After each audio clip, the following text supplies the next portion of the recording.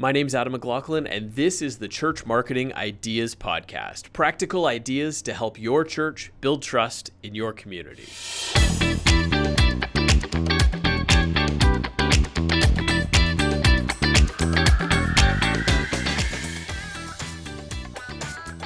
Welcome to the Church Marketing Ideas Podcast, episode 003. You can always find our show notes today at churchmarketingideas.com/003. And also, if you take a screenshot listening to the podcast today, then you'll be entered into a draw to win a copy of Jason Caston's new book called Digital Connections. Now, you're going to hear all about this in my interview today with Jason Caston, and get ready to start thinking outside the box. Jason's going to dive into things like how churches can use self-driving cars to spread the gospel.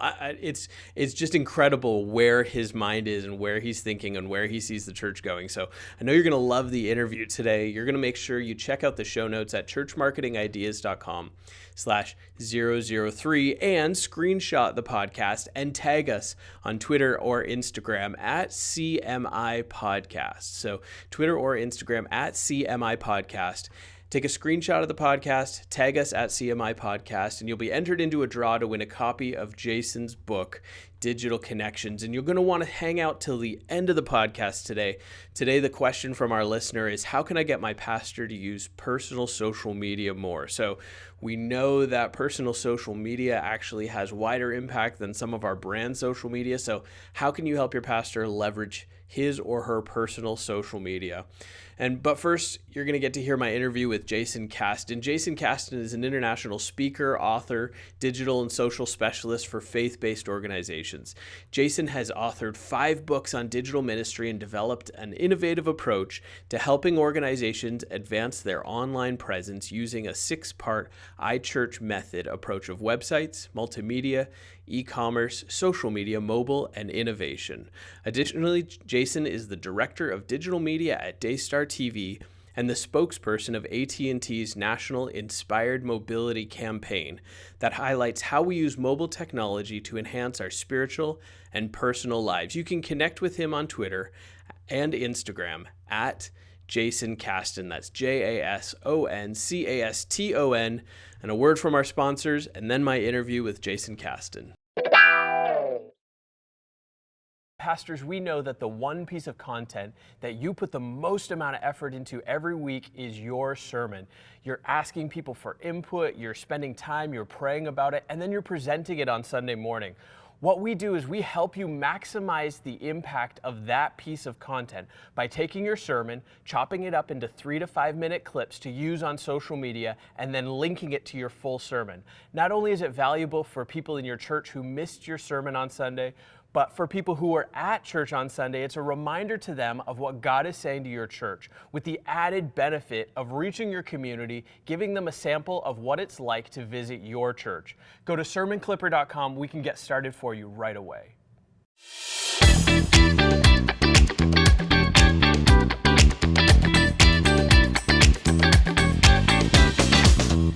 Jason Caston, thank you so much for hanging out on the podcast today. I'm just glad to be here. I appreciate you having me. Yeah, I'm really looking forward to chatting with you about the iChurch method. So give us a high-level overview of what the iChurch method is, and then we're going to talk about some technology that's coming for churches. Oh, absolutely. So the iChurch method is a 5-part methodology that I developed when I was working with churches, I'd say about 10, 12 years ago when I first got started. But basically, it was just 5 specific areas: websites, multimedia, which is your online streaming, internet church stuff, e-commerce, social media, and mobile. And those were the 5 areas that I started working with when I was asked to help revamp the digital presence of the first large church that I worked with. And from there, when I went out and would speak about it or talk about it, I saw that a lot of churches were having issues in the same area, trying to figure out how to utilize these different digital platforms. And so I wrote a book about it, the iChurch Method, Volume 1, back in, I want to say 2013. And since then, we've released we're up to Volume 4 now. And so I just keep continuing to talk about those 5 areas as the core base of the methodology. But as of late, we've expanded to new areas. So we also talk about innovative things that me and you will get into which would be like, Alexa, AR, just different areas that where technology is going that churches can utilize. So I can't wait to hear all about this because I am by nature a late adopter. So typically not what people think about me, but that's just the reality. I stick with what I know works. But I can't wait to hear about some of these ideas. So let's just jump right in with Alexa. What can we do with Alexa with our churches to help reach more people? So let's start with, in terms of working with Alexa. And now for some of the viewers that might be watching this, I'm not sure if they're watching or listening to it, I had to turn off my Alexa because every time we say Alexa, mine's going to go off. So I had to turn it off before I get started. But some of the key things that we can look at is easy ways for churches to get on Alexa and work with that platform is to take their current podcast, their current messages, and you can utilize those and make those into messages that people can listen to on Alexa. That's the easiest way, the lowest barrier of entry to get in. But when you're looking at Alexa and how it's getting into everywhere, into every, pretty much all aspects of our lives in terms of digital homes and all the other devices that we're starting to use, getting on Alexa is just another aspect of being able to take the message to wherever people are at. And as long as Amazon is leading the charge and putting Alexa in all these devices, I think here's something that Alexa was in that I didn't even know was even possible. But I saw that there was an Alexa controlled Christmas tree. So instead of even having to plug it in, you just talk to the Alexa and it controlled the Christmas tree in terms of what type of lights you wanted to use or colors you wanted to have and stuff like that. But when you start thinking about how Alexa is going to be everywhere, just as easy as Alexa is to control your Christmas tree, Alexa can be utilized to say, hey, I want to hear a message, a word of encouragement, or some type of message that your church has for someone to reach them right where they're at. And all it's about is just taking the message to where people are at. So can that happen organically, or in the case of Alexa, does somebody have to be specifically looking for the message from your church? It depends. Currently, right now, things start off in silos where they have to be looking for the message. So you would need to let your audience know, hey, we're on Alexa. And then they would say, hey, hey, Alexa, I want to listen to a message from Grace Baptist Church. And then they'll start playing that particular message. As you start to see different organizations put out variety of messages, like say a Light Source or a Daystar, or something that has a whole bunch of ministries on their platform. Right. And they'll put out messages for a whole bunch of ministries, and you'll just listen to all the messages that are on there, similar to a radio station or a TV station or something like that. So that's kind of where it starts off in silos, and then it gradually grows to where you have these networks or conglomerates, and that's how people will listen. So scale of 1 to 10, how difficult is it to get Alexa to play back, a specific sermon or a specific series when somebody asks for that? I'd say scale of 1 to 10 right now, it's probably, in terms of actual difficulty, it's probably about a 4 in people understanding how exactly the commands to use. But the hard part about it is saying how to get your message on Alexa and people grasping the concept of how that actually happens makes it an 8, because it just seems like it's something that people are not familiar with. So because they're not familiar with it, they're uncomfortable with it and they don't understand the process. And so that's where someone like me comes in and says, hey, you want to get on Alexa? It's not super expensive. It actually can be done for free. You just need someone with the expertise to explain to you, this is how it can be done. Here's the content that we need from you. And then we put it all together. And it's just much easier. Just like back in the day when churches were trying to figure out social media, trying to figure out how to create a church website. And they thought they had to hire a developer, then pay them thousands of dollars. And then you start to see, no, you can actually have a free website that's just as effective, but the person with the expertise to do it and explain it to you and not take advantage of you, that person hadn't manifested yet. Right. And I think that, now's the time. If you are already creating audio versions of your sermon in some form, or if you have a podcast in some form, now's the time to figure out how to get into Alexa, how to get on there and start encouraging your people to use it, because 5 years from now, it's just going to be part of our conversation in the way that Siri was when it first started, right? At first, it was like a very, very small percentage of people used it for used Siri for anything other than like, Siri, tell me a joke to try it out, right? And now it's just Right. part of everyday life. And I'm convinced that Amazon and Alexa are going to be moving the same direction. So now's the That's time to get exactly in what it that is. space so that when people get used to it, you're already there.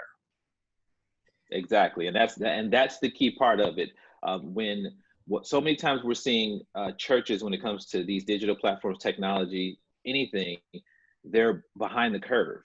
And so when we have podcasts like yours where we're talking about these different things, one of the key things that I like to enjoy, and me and you discussed this before we got started, is we can talk about what's going on now, but the key thing that a lot of these church leaders want to know is what's coming down the line so that they're not caught off guard, so that when these new platforms come around, they're not trying to play catch up. And by the time they play catch up, there's something new out, and they're constantly wondering why they're behind the curve and why their message isn't as effective as they feel it should be. And it's not that the message isn't effective, it's the methodology, the distribution of it is not as effective as they think it should be. It's like you can have the best message, but if we're passing out newspapers, they're not reading it. So it's not Right. about the message. We're talking about methods here. So give me some ideas. Aside from the full length sermon that we could put on Alexa to play back, what are some other things that we could either create or repurpose what we're already doing that would really resonate with somebody who's using Alexa? So I think one of the key things is if we look at scripture of the day. So if we looked at the message that the pastor preached for that week and what was the key verses that they used, and we could have those type of scriptures put into bite-sized nuggets. So for someone to say, "Hey, what's the scripture of the day?" and just give two quick minutes of a motivational message or that scripture read to them to help them start their day. But that's one of the key ways that I've seen people utilize Alexa as a way to help them get started and grow their audience in bite-sized nuggets, as opposed to 30-minute, 45-minute entire sermon. We focus on the nuggets and stuff like that. Daily devotionals. Daily devotionals are another thing as far as helping people, just giving them encouragement and stuff like that. Another key thing, and again, I'm talking about make this stuff in bite-sized nuggets where we can listen to it 2 minutes, 3 minutes, 5-minute clips just to get them going. Another key thing besides daily devotionals and those scriptures of the day is just topical messages. So what are the key topics that you see with your congregation or with your key leaders who talk to the parishioners and so on?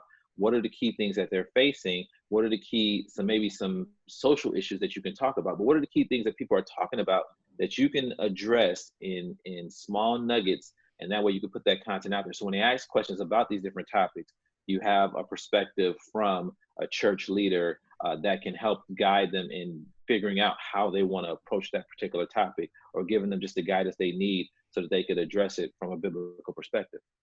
So if we're talking about a daily scripture or a daily devotion, is there a way to send like a kind of a push notification through Alexa that would say, hey, it's 8:00, it's time for your daily devotion? Or would you recommend a push notification through your church app, or send a text message to remind people that's available? How do you get people to regularly engage in content if it's being created regularly?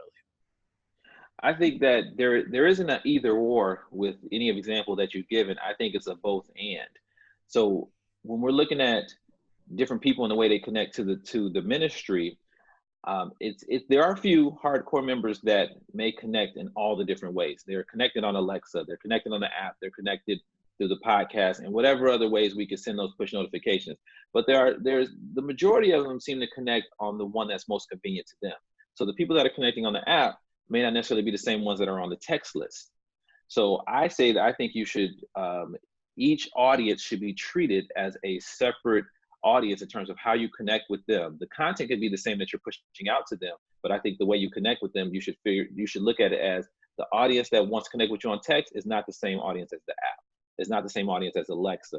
I think the early adopters will be the ones that are more so along Alexa, or that audience. The majority of them probably will be the text audience or the email list and stuff like that. And then you also have your app. So I think, again, I say you should try and reach them on as many ways as possible, because I look at it like this. when we're looking at the message, the key point is to get the message out. But if I've used math as an example, I always use this example before. When we're talking about, let's say the gospel is the number 4. So we're the 4 ministry. Our goal is to get the 4 out to the masses. And whether it's, 2 plus 2, which is everybody coming to the sanctuary on Sunday, that's one of the ways. But there's the 1 plus 3 people that want, I want to watch the message when it's rebroadcast. There's the 3 plus 1 people that want to reach another way. There's, the 2 times 2 people. There's so many different ways that you can get that 4 out to the masses. So don't restrict the way you're doing it with saying, we've always been the 2 plus 2 ministry, the 2 plus 2 church for years, and then get mad because the 1 plus 3 people still want that 4 message that you have. They just don't want it the way you've done it traditionally. Yeah, and I think one of the things that our churches have not been doing well, but are probably getting better at, is repurposing content. So, Yes. For instance, if you were to decide you're going to do a 5-minute devotional every day, you could do a Facebook Live video to create the video. Then you could take the video and put it on YouTube, and then you could text the link to YouTube out to your members, and you could put the audio on Alexa and the audio on your podcast. And, I think that we're getting smarter and still learning how to repurpose content instead of trying to create unique content for all these different channels. That's key. And the work smarter, not harder aspect of it goes back to when I started talking about the whole iChurch method.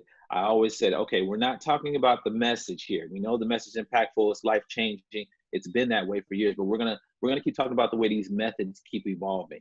And as these methods keep evolving, that from a business perspective, we'll just say these are more distribution channels for you to get this message out. So however many of them that you decide, you have the human resources to use, the knowledge resources to understand how to use, the technical resources, you get them out to as many as you can. You don't have to do all of them. That might not be possible, but find the ones that you can utilize, the ones that are most effective. And the analytics will tell you that.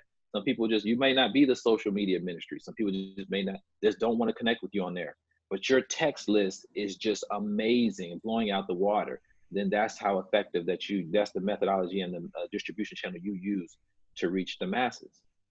I love it. So I want to chat a little bit about AR, because this is exciting for me in the fact that I have no idea what AR is all about, or even conceptually how to use it, but it's coming, right? So tell us a little bit about what is AR, what do the 2 letters stand for, and what does it actually mean for our churches? And then we'll get into some ideas on how to implement it. Oh yeah, absolutely. So AR is augmented reality. And to break that down in its most easiest terms, it's like a digital layer that you can put over the reality. So a digital aspect over reality, that where you can have a digital things happening based on what's also happening in reality. So perfect example would be the Pokemon craze, where people were chasing these digital Pokemons in actual real places. So in a park, there was digital Pokemons that were there. You can only see them through your phone. So that was one of the key things. So there's 2 things happening that the church should be aware of and it can utilize that will definitely help them in the future. One, the future of mobile devices is not going to be phones. I think the next version is going to be glasses. So when we see Apple talking about they're coming out with their glasses in 2022, 2023, Google tried it with their Google Glass, and that failed because it was just too early and it wasn't sleek enough for the masses to adapt. Right. But when we're looking at how we can communicate, if we have glasses that we can talk to, which they do already have this stuff now, and then there's a digital layer that you can see through the lens as you're talking. Even Snapchat's glasses have some type of aspect when you kind of think about that. You'll start to see that holding the device with your hand and doing the things you can do will not be as necessary, because we'll be able to do this stuff through our glasses. Now, let's look at the example of how that could apply in church, because you can do this with your phone as well. But this example brings it home for a lot of our church leaders. So I need you all to pay attention. Imagine if the pastor was preaching a message, and he's preaching a message about the Last Supper, and you're in the sanctuary and you're watching this, and you have on your new Apple glasses, and I'm going to be biased towards Apple because I'm an Apple guy. And as he's preaching this message, to the right of him, you're watching the message, or you're watching it be acted out and happen in real time with actual digital people acting out the message as he's preaching it. That's the type of stuff that we're going to see in the future, which will make church a much more immersive, innovative, engaging environment, to where there's a digital aspect to the offline message that's being taught. And so even though we do talk about how people are not going to the buildings as much, if we start to integrate things, then that could bring people back to the building, because there's a digital layer to it as I'm watching messages happen in real time as they're being preached. Now, that is quite a ways off, but that is some of the things that me and my team have been talking to churches about. Like, how do we make that happen? What type of footage do we need to record that correlates with your voice as you're preaching this message and what's actually happening that people are seeing in real time? And that type of stuff, that's just an immersive environment. And we've seen examples of this already, where we've seen concerts where I think they brought Michael Jackson back. He did a concert where there's like a virtual image of him. And they've done that, I think, with Tupac as well. You know, just different stuff like that. So it's possible. It's just, how do we put it all together for the church to be able to utilize it? But that example right there was one of the key ones that I was able to get some church leaders to understand. Like, that will help engagement with the audience. Yeah, and I think, if we take a step back, looking forward is always easier if we put it in context of looking forward to today as well, right? So yes, one of the cool things that, even if you have a projector in your church, that probably wasn't there 20 or 30 years ago, right? You may have had overhead transparencies or hymnals, and now you have a projector. Well, the cool thing about a projector is it's not limited to what you print on an overhead transparency. So you can now show a YouTube video on your projector during your sermon, or you could show an image or a picture or a map or a reference to what you're discussing. And so, it's the same way at the time we had overhead transparencies, the concept of playing videos at church as part of the message would have been like so foreign. Now we're living that and it's normal. And imagine what that's going to look like so many years from now. So how can a church today start preparing for creating the systems and strategies for augmented reality? I think that they would need to look at just not from a technical perspective, but just from a strategic perspective, what type of digital aspects could we add to what we're already doing? Here's one example. Let's say you have an app. If you have an app, and we just consider the phone for today, if there's a way to build it, I mean, there is a way, but you could look at, what if somebody was looking through the app, and as when they come in the building, a family will somehow have a virtual guide that will guide them to where to take their children, to drop them off at children's church, and then guide them to a special area where we seat for new visitors or something like that. But something as small as that would help a family who's new to your church, never been there, but want to drop their kids off and have a experience as they figure out, do they want to join this church and how to become a part of this church family. And so small things like that helps them guide them around. We do that now in the offline space because we have people guiding them around. We have, the guides telling them, hey, take your kids here. We have people in the parking lot guiding you around. But you can do that in the digital space if you planned accordingly. So start to look at what you're already doing and how can you make that done in a digital space. Now, we don't want to take away the personal connection. Right. We do want to keep that, but there is an examples of where you can utilize some digital aspects in addition to the personal touch. So again, we're not talking about supplanting the personal touch. We're just talking about supplementing it. Right. And I think that's one of the big levels of pushback, right? And, you might say, somebody might be listening and they say, listen, I would much rather have a face-to-face with my cousin than have a digital experience with your cousin. Sure.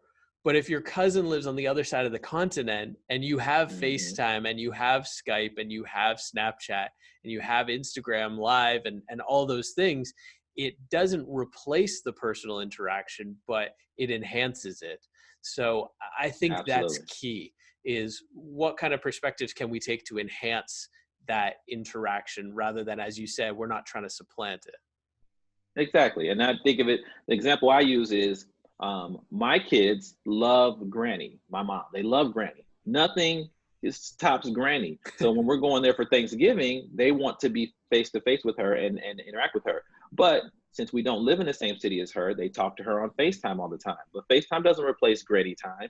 Granny time is Granny time. But again, that connection is enhanced and continues even when they're not in the same place. But the key point of it is that personal interaction when that time comes. Right. So kind of close to AR, but probably a different bird altogether, is Hmm. VR.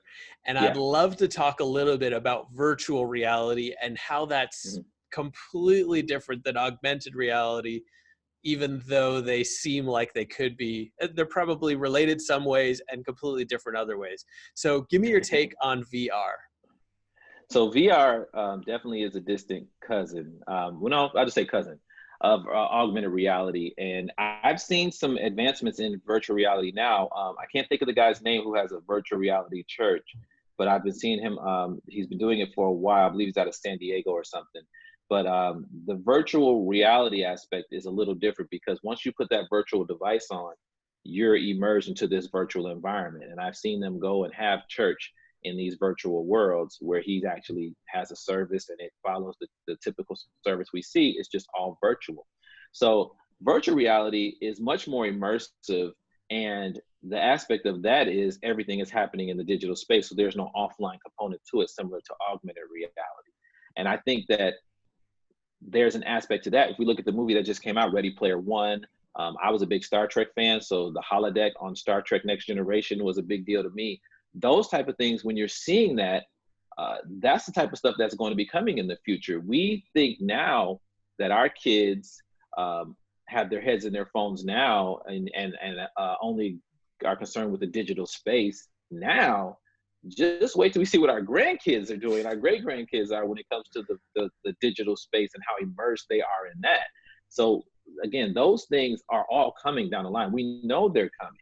We knew the stuff that we're talking about today was coming when the Jetsons was out back when we were young. Right. And everybody was like, oh, wow, seeing somebody who you're talking to on the phone, that's crazy. Because the Jetsons was crazy to us. But now FaceTime is normal.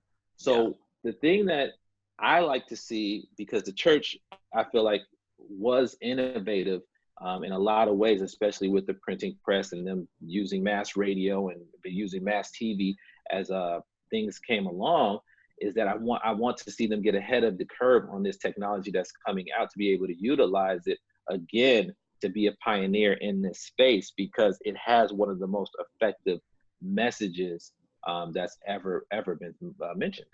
So outside of church service type experience, and I've heard of those Hmm. too, uh, Yeah. you know, what I experienced was I was at a museum with my son, and they had a VR experience, and you put on the goggles and you put on the headphones, and at one point in the experience, there was a cliff, and the cliff was disintegrating and moving towards you. And honestly, when it got to under my feet, I braced myself. It was so Hmm. immersive. It felt Yeah. like I was about to lose my footing on this cliff. Uh, Just it's incredible how your brain, like, I know I'm standing on a piece of carpet in a museum, but it's just crazy how your brain interprets all these signals and puts them together. So outside of a church experience or a church service, what other ways will we be using, or do you anticipate, or can you imagine using VR to share our message? Oh, I think it will be a couple of ways. I think one of the key ones will be telling better stories of biblical stories, or taking the biblical stories and giving them more current application. But if you immersed me in a environment, say a tour of Israel, the biblical tour of Israel, Jerusalem, or stuff like that, and that letting me see certain things, but as I'm seeing these different biblical Holy Land areas, I'm actually watching what happened according to the biblical account. that gives me a totally different perspective on the Bible stories. I think that will be what will start to occur, and that churches will be able to tell different stories. I think there'll be other biblical stories that they'll be able to tell that will have application based on more current settings. So as we look at how do we apply different biblical principles to current life, I think the storytelling in virtual reality will give us immersive examples. I think children's church will be so much better because the kids will go and have much more immersive experiences, because children's church seems to be much more interactive. It seems to be much more about the kids, being more connected with the church experience, as opposed to one person preaching and everybody listening in our traditional sanctuary. When you go watch children's church, the kids are running around, they're dancing, they're loving. It's an immersive experience for them. Now you take that in the virtual space, and to them, they'll be able to talk about their church experience on a whole different level than adults, especially with their imagination. So to me, I think it'll just become a much more immersive, engaging, innovative experience, and the storytelling will be unparalleled to what we can think about right now. I have an idea of what I can conceptualize, but I don't think me and you really know how great the storytelling will be with those type of tools that the church will be able to utilize.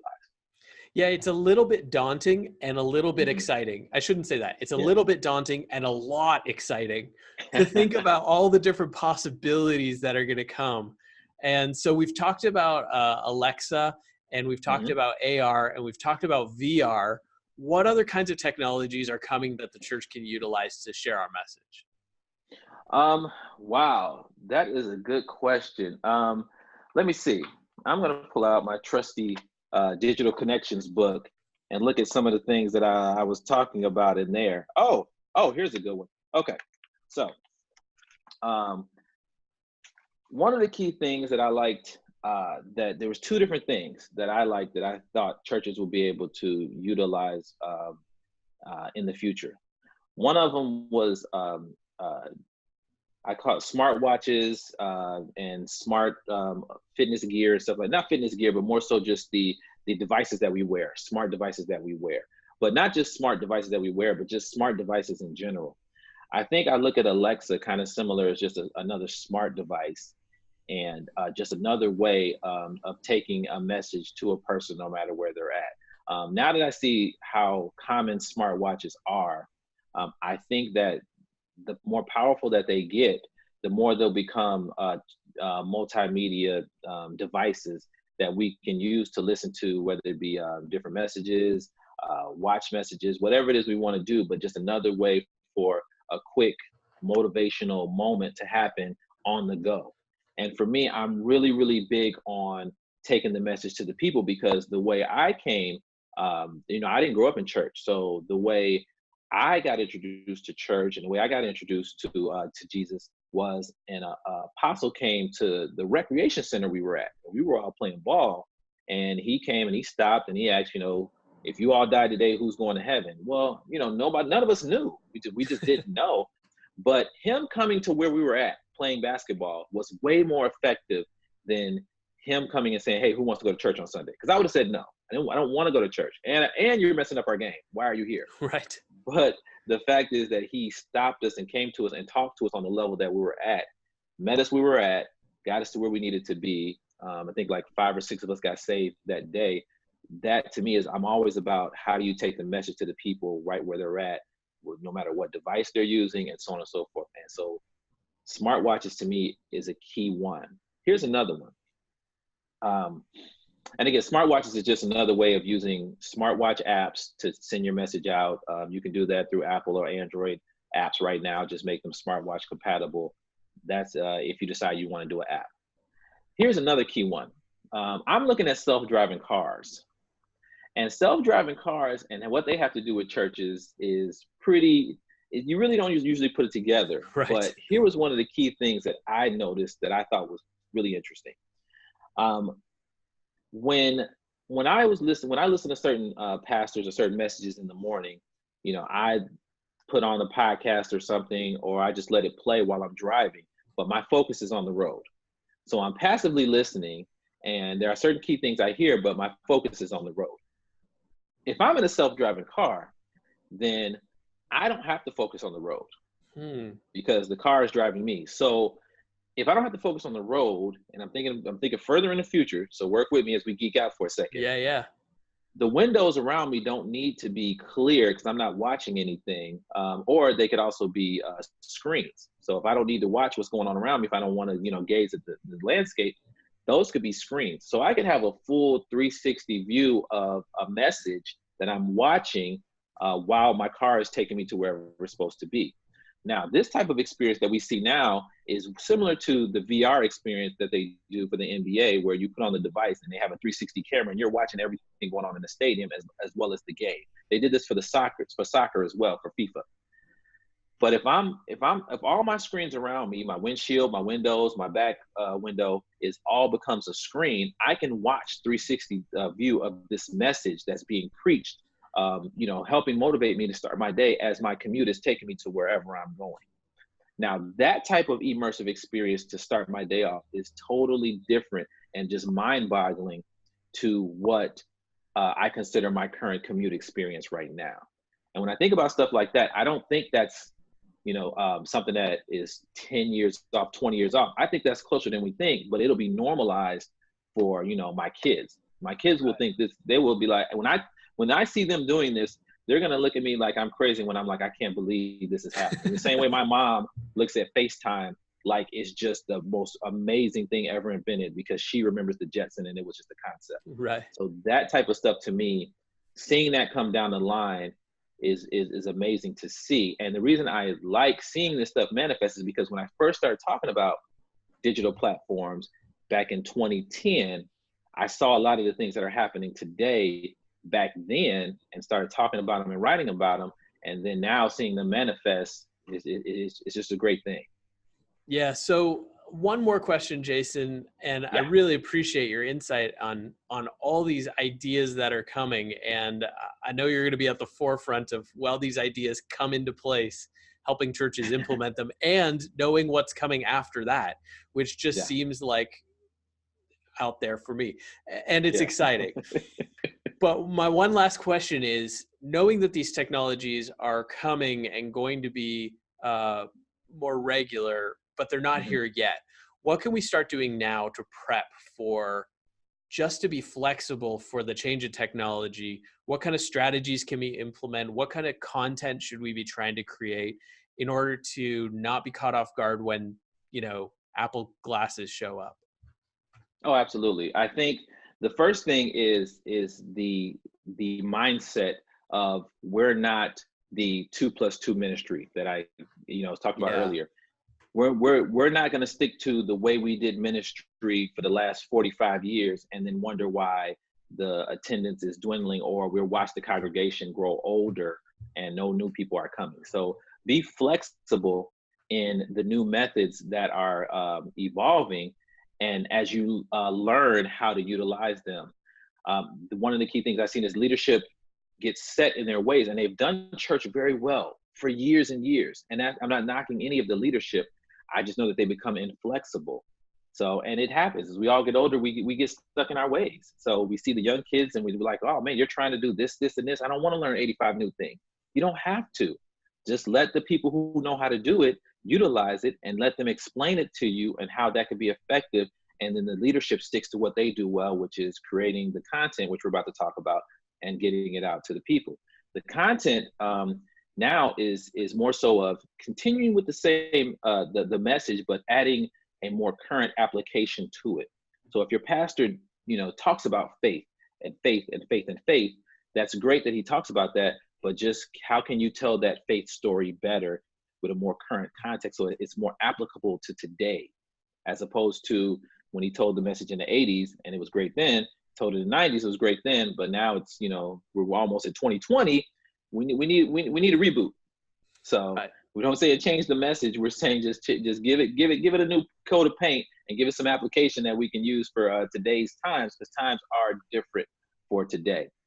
And then with that same content, figure out how to cut that content up into bite-sized components because attention spans are short. The average attention span now, I believe, is, I want to say, is it 8 seconds, 7 seconds? I'm not sure. It's extremely short, but people look at stuff in clips and news bites. And so because of that, if we feed it to them, if we have to feed it to them 2 minutes at a time, then we just have to feed it to them 2 minutes at a time. But that is the way we can get the message out to them, on these so many different platforms that people are utilizing day in, day out. And so I think that's the key way. If we start with that flexible mindset of being open to adapting and adjusting to these new things that are coming, then as a new platform shows up, like TikTok is taking over now, as it shows up, it won't catch you all off guard. You'll just say, okay, how do we repurpose what we're already doing to add TikTok to the strategy if we're going to do that? If we're not, all right, TikTok, we'll see you later. Bring that Alexa back up. Let's talk about that again. Right. And so that way, you're able to always adapt and adjust to the new methods, because your message will be consistent and continuous. Jason, thank you so much for your insights and for staying on top of these things. For late adopters like me, now I can just follow you and follow what you're doing and stay on top of things without having to keep up with it myself. But if somebody wants to follow you and they want to find out more about you and they want to learn more about the iChurch method, what's the best way to connect with you? Okay, so my website is ichurchmethod.com, or you can go to jasoncaston.com. I just released the latest book, which was the iChurch Method 4, which is called Digital Connections, and it's engaging the always connected audience. So a lot of stuff that we talked about today, that's what I talked about in the book. And then, of course, on all social media channels, follow me either at iChurch Method or at Jason Caston. And that's the way to stay connected with me. And if you reach out to me on social media, I actually talk back. Like I'm not that busy where I can't respond to what you're saying. No, I talk back. I like interacting with people. Pop question, what's your favorite social media channel? Oh, easy, Instagram. Instagram. Okay, track down Jason on Instagram, jasoncaston.com, ichurchmethod.com. Jason, your new book is called Digital Connections. Yes. You get it on Amazon today, all day, every day. Thank you so much for hanging out today. I really appreciate your time. All right, thanks for having me. Pastors, we know that the one piece of content that you put the most amount of effort into every week is your sermon. You're asking people for input, you're spending time, you're praying about it, and then you're presenting it on Sunday morning. What we do is we help you maximize the impact of that piece of content by taking your sermon, chopping it up into 3 to 5 minute clips to use on social media, and then linking it to your full sermon. Not only is it valuable for people in your church who missed your sermon on Sunday, but for people who are at church on Sunday, it's a reminder to them of what God is saying to your church, with the added benefit of reaching your community, giving them a sample of what it's like to visit your church. Go to sermonclipper.com. We can get started for you right away.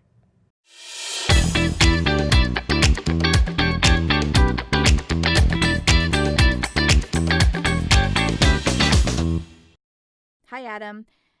How can I get my pastor to do more with his Facebook and Instagram to become more personable and relatable, besides what people see on stage on Sundays? Great question. How can we get our pastors to be more relatable on social media so that people see more of them than just what they see on stage polished on Sunday morning? There's a couple tricks here. One is to provide him or her content.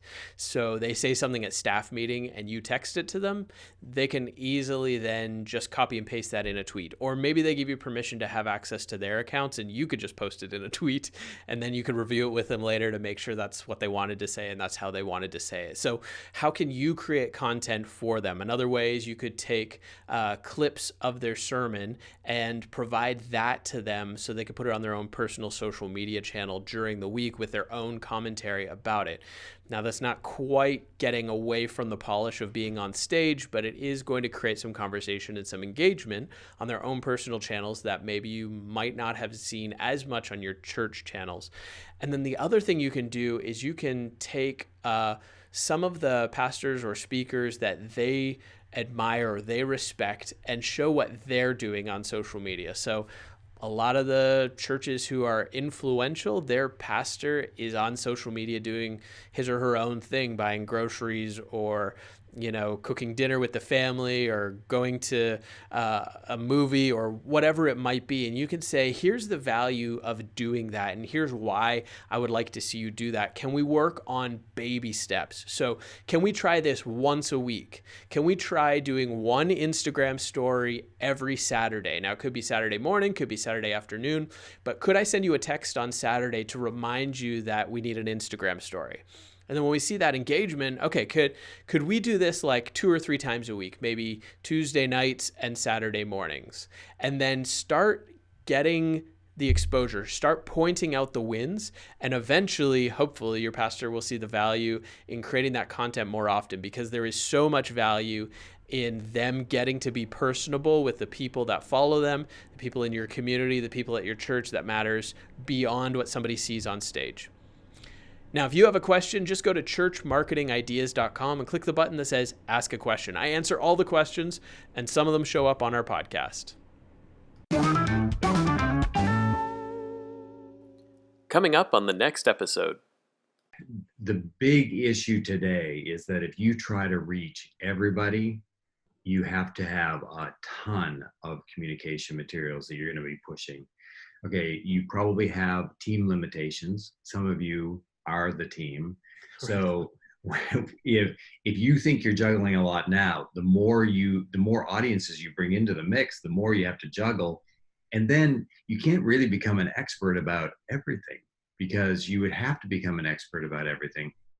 So I guess that we have to make sure that we don't become a messaging source for everyone. We have to figure out what is one thread that unites all of our audiences, our community, and our congregation, so that if you start talking about it, they'll go, "Whoa, okay, what was that?"